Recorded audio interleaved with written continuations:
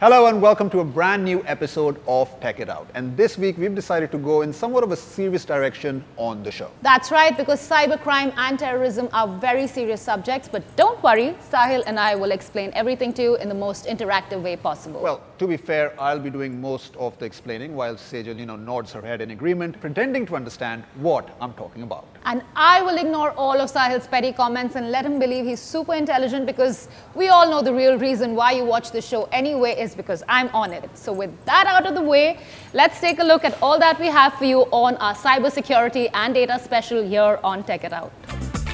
On this episode of Tech It Out, we decode the ransomware epidemic that spread across 5 continents, affecting hundreds of thousands of computers and crippling some of the biggest organizations out there.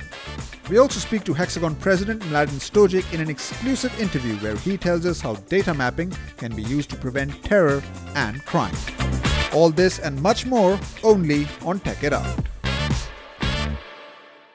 Now, if you don't know already, then very recently the entire world was hit by a massive cyber attack. This particular attack goes by the name of ransomware. But this was no ordinary ransomware attack. This was WannaCry. And yes, I know it sounds like a bad Justin Bieber song, but believe it or not, this one was far, far worse. Wow. Did you just take a shot at Justin Bieber? You are so getting trolled on Twitter, Sahil. You are getting trolled by the believers. I just don't understand what's so great about him. Why do people like him so much? I mean, if you ask me, he just looks like a super angry girl with a super expensive haircut.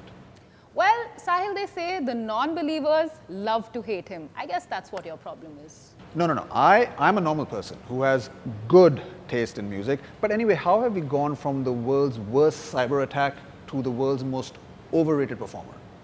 Wow, Sahil, you're brave. Not just brave, you're valiant. I ain't no believer myself, but I don't dig my grave myself. Well, I'll manage to somehow fend off, Bieber's army of teenage girls on social media. But more importantly, let's take a look at what exactly WannaCry is and what it's capable of.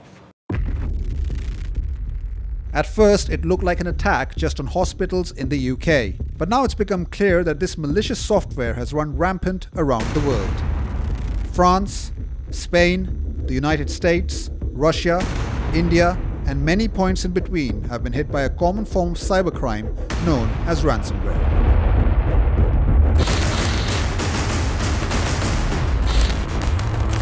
This particular ransomware has been dubbed as WannaCry, and its objective is simple: to extort money from victims. But just how does WannaCry work?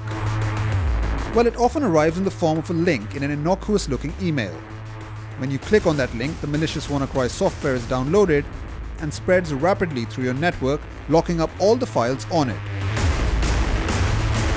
Then a message flashes up on screen warning that if you want your data unlocked, you will have to pay a ransom, often Bitcoin, the virtual currency. There is also no guarantee that you will get your files back if you pay the ransom.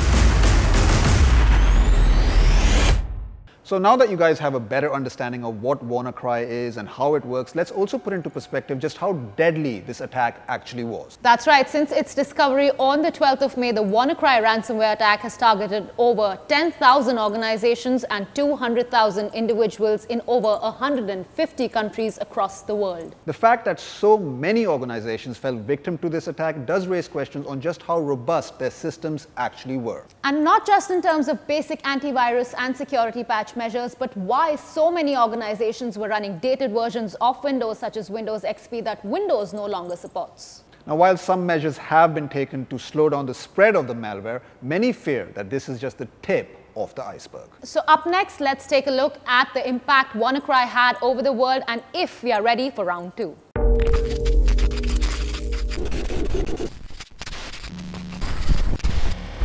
According to Europol, European Union's law enforcement agency, the WannaCry cyber attack hit more than 200,000 computers in 150 countries. Governments, hospitals, and major companies all found themselves battling the malware. Russia seems to have been hit the hardest. The Interior Ministry, railways, banks, and the country's second largest mobile company, Megaphone Mobile, all found themselves battling demands for ransom.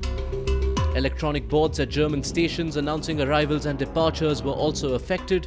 Many Chinese students reported seeing demands for ransoms pop up on their laptops as networks at universities across the country reported severe disruption.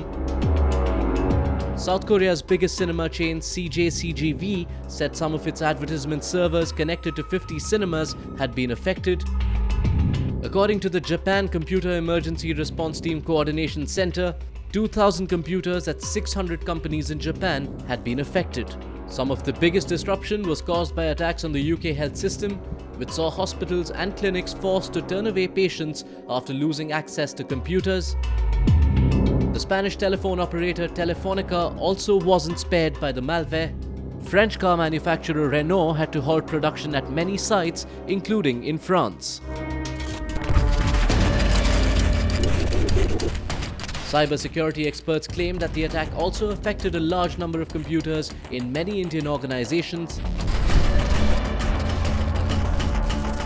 Reports claim that WannaCry hit around 45,000 computers in India. Therefore, different sectors from banking to telecom to aviation and power all were kept on high alert to prevent more damage. Ransomware has been around for a while, but the big difference here is the scale. Just the magnitude of the attack here is tremendous. We're talking 200,000 computers across 150 different countries. So this is really the biggest cyber shakedown in history. Apparently, the impact of the cyber attack in India may not be as big as it is seen in other countries, but it definitely is a wake-up call for the country, largely because the vulnerable Microsoft Windows XP is still widely used in India. In fact, over 70% of Indian ATMs run on the same operating system.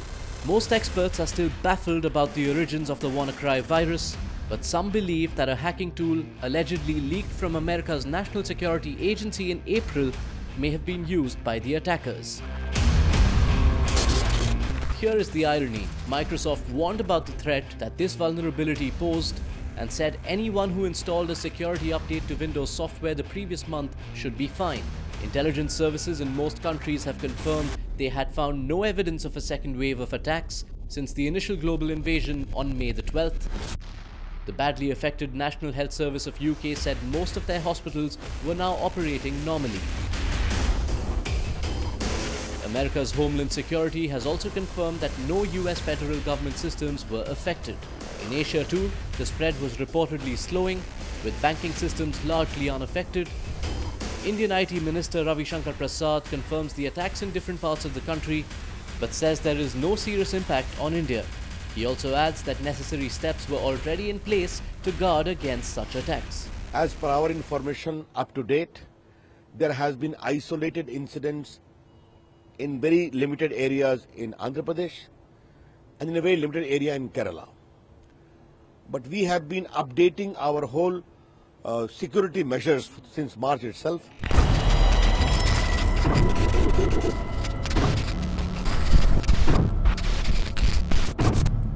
It seems the WannaCry attack seems to be slowing down, but the fear still remains. More attacks could soon be underway as the hacker group known as the Shadow Brokers that allegedly leaked the vulnerabilities used by WannaCry has threatened to publish more.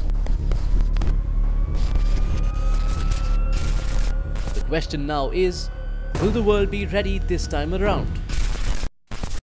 Now, precisely how the WannaCry malware spread so fast is still open to debate, but mostly everyone agrees that this was a phishing attack. That's when people get manipulated with an email to click on seemingly dubious links that expose their organizations and personal computers to the virus. So what can businesses and individuals do to protect themselves against ransomware? Well, our very own Trishala did some research on the topic and thought it might be a good idea to share some solid tips with you. Take a look.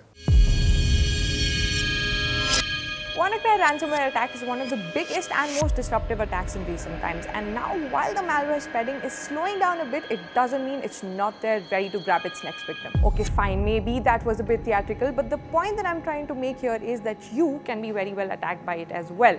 So don't worry, because like always, Tech It Out has you covered with these preventive measures which will make sure that your system and data is all safe and sound. Now, if you're a Windows user with an old version of Windows, there is a chance that you can be the next target. Therefore, this is the right time to open your Windows Update Center. You know that little shield kind of an icon thing that you keep ignoring, gathering webs and dust? Yes, you know exactly what I'm talking about. This is the right time to ensure that you install all your security updates.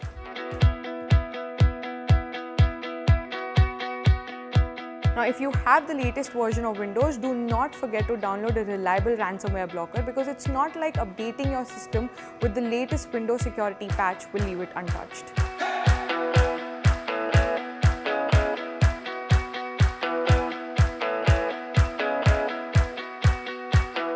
Now, the next one is the pretty obvious one. Back up all your files, from your pictures to videos to all your document files. Back them up. You can either do this by downloading them into an external hard drive or just simply storing them into a cloud-based storage device. The most common ways for a software to be installed on a victim's device is through phishing emails, malicious adverts on website, questionable apps and programs. So to keep yourself from being hacked is to be extremely cautious about these unexpected emails and unfamiliar websites. You know, I also have a great tip. What's that? Just buy a Mac. Because it seems WannaCry only seems to affect Windows, right? And why is it that all your solutions always involve buying an Apple product? How much cut do you make? Well, you know what they say, right? Once you go Mac, there's no going back, right? High five. Put it there, buddy. Come on. Well, we're going into a break right now and maybe he won't come back. You're just going to leave me hanging here? That's not cool, man. Come on, just Okay. yeah, quick tap. There you go. Yay.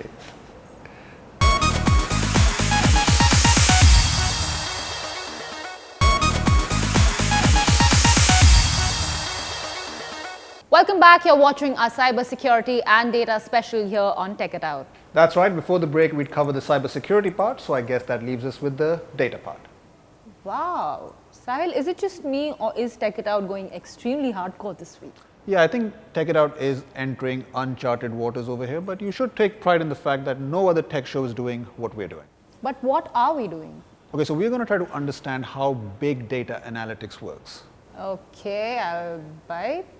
But how does big data analytics work? Well, it's a bit complicated to explain, but basically big data analytics, examines large amounts of data to uncover hidden patterns and trends to then make, predictions. Now, I'm not talking about predicting just the weather. I'm talking about, predicting crime and predicting terror attacks. And, given that most recent unfortunate Manchester attack, I think data analytics will now play a major role in how we tackle terror, how we tackle crime, and basically how we tackle anything that's basically causing a lot of pain and suffering in the world. Wow, that's insanely cool. I'd also imagine if one can predict crime and terror, then one can also prevent those things from happening, right? Yeah, I think that's pretty much the idea there. And to get better perspective on this, to understand how data analytics actually works, I actually spoke to the CEO of Hexagon, a company that's working intensively in the field of data analytics. Take a look. Terrorism is a menace that needs to be rooted out. And in today's day, in today's world, data analytics might be the first line of defense in the fight against terrorism. Now I'm joined by the president of Hexagon, Mladen Stojic. Mr. Mladen, thank you so much for taking the time to talk to us here on WION. Any terror attack has a planned cycle. It has certain trends, it has certain patterns. So my question to you is, what is the role of GIS and what is the role of geospatial technologies when it comes to identifying these trends? And once those trends are identified, can it actually predict terror? Absolutely. So GIS and geospatial technologies are really at the core of understanding activities as they occur in real time. Everything has a location. So when it comes to fighting crime and really providing security solutions, it's imperative that crime analysts, intelligence agencies have an ability to understand and look back at trends, to understand what was or what occurred, to model what is by getting real-time data, whether it be through social media, whether it be through phone calls, whether it be through other forms of input, and then lastly to model what should be or what can be. So that's where we start getting into analysis, particularly spatial analysis, where we start looking at spatial trends, crime trends, incidents as they come in from let's say computer-aided dispatch system, from police systems. All of this sort of comes together, and location is core because everything that comes in has a location, and by understanding the location of activities, you can then start making smart decisions. Okay. And can you give us an example of when geospatial technologies has actually helped in predicting terror? Is there a certain example you can give us? Well, I can't mention specific examples offhand because, you know, I mean, some of our customers are classified, so they have our software solutions. But I can say, and it is public information, we have global organizations, police departments that use our technologies, ranging from, let's say, computer-aided dispatch systems, where call centers that receive incoming calls regarding an event or an incident occurring, they log those calls. They record an incident. Those incidents then get fed into, let's say, and dispatched to a police officer in the field, and then that police officer goes to respond to an event occurring. That's very common. And once again, location is at the core and at the center of making all that possible, because you have to know where you are in order to determine where to go and what needs to happen from there. So what are the areas of GIS application counter-terrorism and intelligence? Can you walk us through that? Okay, certainly.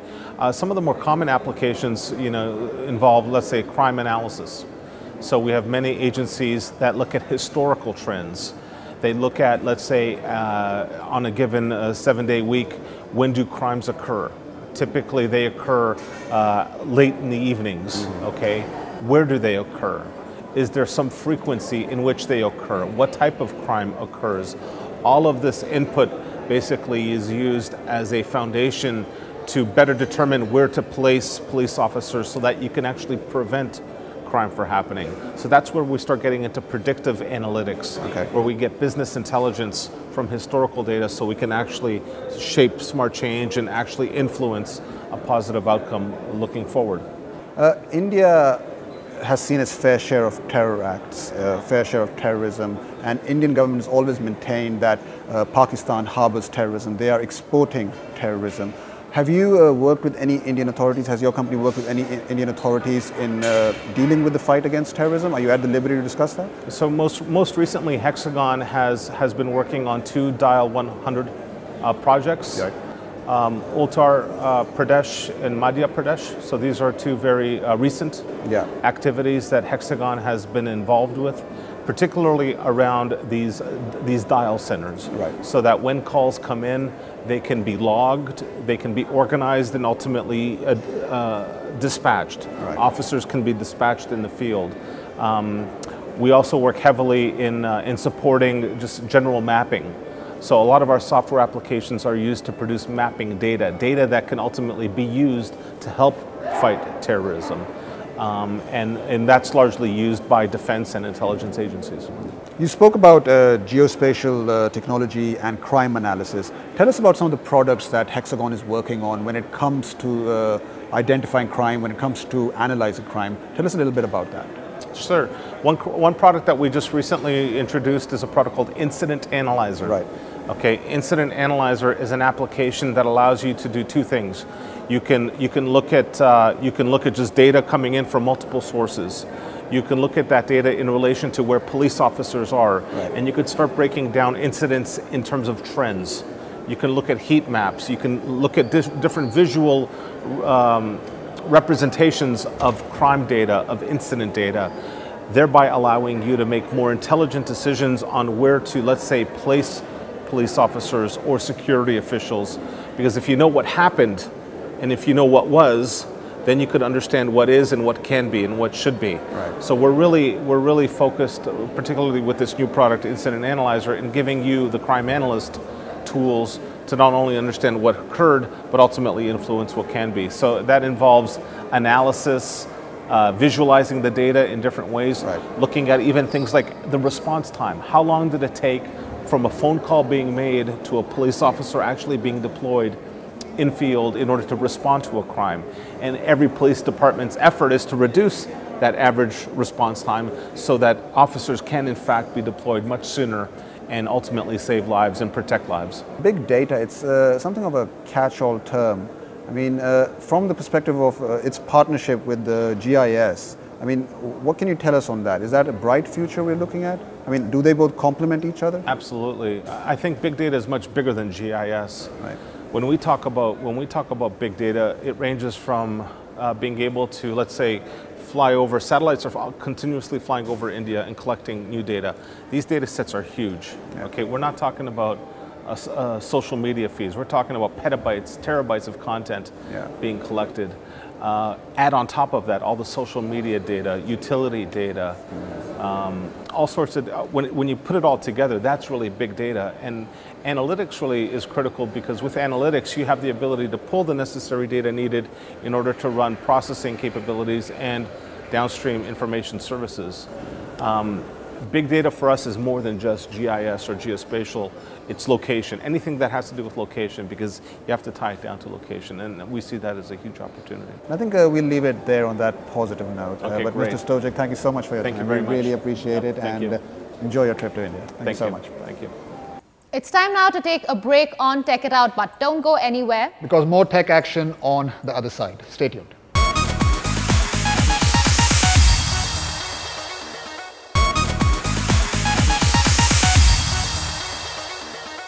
Welcome back, and thank you for staying with us here on Tech It Out. So this show has been all about cybersecurity and data analytics, and as interesting as it gets, I think, and I can't believe I'm saying this, but I think we really need to show a gadget on the show now. Okay, I'm a little bit stumped. I never thought I would hear those words come out of your mouth, of all people. Don't be, Sahil. It's actually, I can't talk about cybersecurity and data anymore. Okay. Can't. Okay, fair enough. Tell me what sort of gadget you would like to see. I will grant your wish. Go on. Honestly, I don't care. I'm happy to review a smartphone if you want. Oh wow, that has got to be a first. Sejal Pandey, believe it or not, has just on television asked for a smartphone review. Always a first. Wow, okay, that's interesting. But I'll tell you what, I'm good that way because we actually do have a smartphone with us. It's the new Redmi 4 by Xiaomi, latest budget offering. Would you like to see a review of that? Always doing one better, Sahil. Great, let's review the phone. Okay, so this is the new Xiaomi Redmi 4, courtesy of Sejal Pandey. Take a look. Well, Xiaomi is back with its yet another low-cost smartphone in the Indian market, Redmi 4. Usually their phones do really well in the Indian smartphone market. In fact, the company is known for disrupting a smartphone range every time they come out with a new phone. But you know what?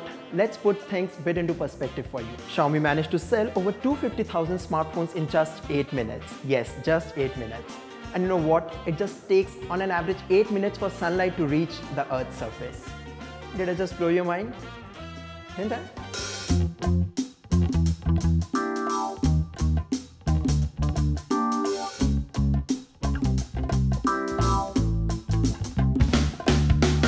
One thing that I like about Xiaomi is that no matter what price range it brings a phone in, whether it's an inexpensive phone or a premium device, the company gives full attention to its design elements. And this approach is what directly gives them an edge over others. Despite being an entry-level phone, the Redmi 4 comes packed in a metal body which gives it that classy look. But it's not only the appearance that is attractive. The display on the Redmi 4 is indeed one of the best displays that you will find in phones under Rs 7,000. It not only gives vivid colors but also offers a good contrast ratio. Touch is also pretty responsive and navigating on the Redmi 4 is quite smooth.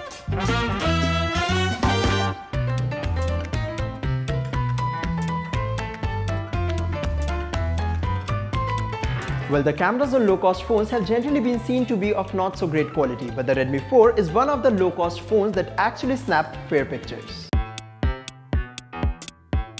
The 13-megapixel rear camera on the Redmi 4 not only captures true-to-life colors but also absorbs a good amount of light. In low lights though, the results are a little grainy, but then again it's a low-cost phone, so this was naturally expected. Another highlight of the rear camera is the manual mode that lets you set ISO as per your lighting conditions. This feature is not a common thing otherwise to see on a phone in this price bracket. The 5-megapixel front camera on the other hand clicks decent selfies, but then there is a slight lag in the camera shutter.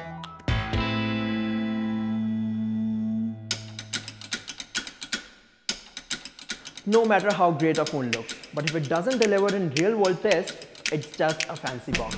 Well, we put the Redmi 4 to different tests, and as expected, it fared pretty well.